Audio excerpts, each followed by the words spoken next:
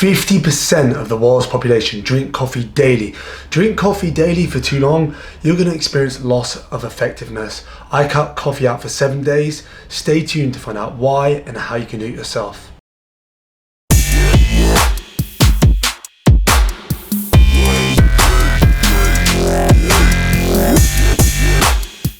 If you need coffee to get out of bed in the morning, this video is for you. Coffee provides a variety of different health benefits. Just to mention a few, it lowers blood glucose, can help you lose fat, increases your energy, and in some instances can decrease levels of Alzheimer's. The way coffee works, the caffeine travels to your brain and blocks endorphin, the neurotransmitter, which regulates wakefulness and sleep drive. Then it increases norepinephrine and dopamine levels, which increase the firing rate of neurons. I feel so alive. This only masks your sleepiness by blocking adenosine, and that will stop you from feeling tired. Coffee does have, like I said, a variety of health benefits, and one of the main benefits if you're fasting, not only to give you energy while you fast, but also the polyphenols in coffee can actually increase the rate of autophagy, that's cell renewal. So by no means am I telling you to ditch the coffee. Coffee's absolutely amazing. Just drink, I like it. I know, it's great, right? Another! Don't get me wrong, but it can sometimes interfere with knowing whether you're actually really tired or not.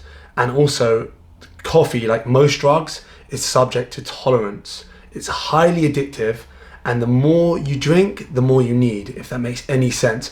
Over time, your needs will increase. You'll need to drink more to get the same effects as you did before. Your resting metabolic rate can go up from anywhere between 3 to 11% when you drink coffee, but after a while, due to the tolerance, that actually goes down and down, so you get less of that benefit. I actually only drink 1 cup of coffee a day. There can be only one. That cup of coffee is massive, admittedly. It's probably like a normal person's 2 cups, but nonetheless, it's 1 cup a day, and that's probably around 2 hours after I wake up, as I wait for cortisol to kind of level out, because as soon as you rise, cortisol's the highest, and it starts to dip down and down and down and down, and it starts to level out around about the 2 to 3 hour mark. So what I experienced by ditching coffee for a week, bear in mind, this is my first day back on coffee, so I decided to film. Makes sense. And this is what I felt when I was, without coffee.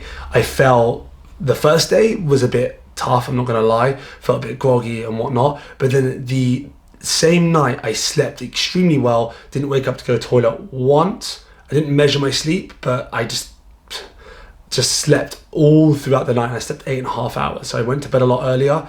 I found that when it came to actually the time I wanted to sleep, I was a lot more tired, and to be honest, throughout the day I was less distracted. I would reach my phone a lot less. I could work consistently and without getting distracted. I don't really jitter from caffeine. I don't really experience the anxiety side of it, so I don't get that. But I did feel a lot more calm as well throughout the day, and I didn't take naps like some people do, but apparently if you do want to take naps and you're not drinking coffee, it's a lot easier to take naps to fall asleep. But overall, I had a positive experience, but I did replace the coffee for decaf coffee, which is not a hack or a cheat, but it literally has virtually no caffeine in it. It's completely lab tested, but that's what I replaced it for, just for habit reasons. Well, that's cool, baby. Going cold turkey when you're drinking 3 to 4 cups will be nearly impossible. You'll feel extreme tiredness. You'll probably get headaches as a response. So That sucks. what I suggest doing here is cut down till you reach 1, and then when you reach 1, probably the next week or towards the end of the week, just then go cold turkey. Let's play cold turkey. When you're kind of used to having 1 rather than 3 to 4. I only had 1, so it's pretty easy for me to just completely cut it out. And to replace it, the sensation of having a warm drink in the morning or whenever you have it, you can have herbal teas, you can have decaf coffee, which I had. Those are some options, but this is a perfect time to fix your sleep if you have sleep issues. When you're not drinking coffee, it'll be far easier to sleep. I can assure you, even if you think you sleep really well, you won't know what real sleep is until you have a coffeeless sleep. last time I went to sleep, I didn't even set a wakey day. I promise ya. So try that out and you can fix your sleep during this period of time. If you need any sleep hacks or tips, click above, watch my video, got some great tips there. And like I said, when you're not drinking coffee, you're having that coffee detox, this is a perfect time to address that. I always personally suggest going for mycotoxin free coffee, because even organic coffee is not necessarily mycotoxin free unless it says it is. I would look for lab results as well. The one I specifically use is by Lean Caffeine. It's a mycotoxin free coffee. They have lab results which shows the mycotoxin levels, which are next to nothing. Long-term exposure to mycotoxins can have seriously adverse health effects, like really lowered testosterone, problems with your breathing. It can have detrimental effects on your immune system. And mycotoxins are not just in coffee. They're a toxin that comes from mold, so they can be in stuff like peanuts, various different foods as well. So you need to be wary of trying not to overconsume them. And I also recommend not having a coffee. This is obviously when you're drinking coffee, not when you're detoxing from coffee, after noon. This makes sense. Because coffee has a 6-hour half-life.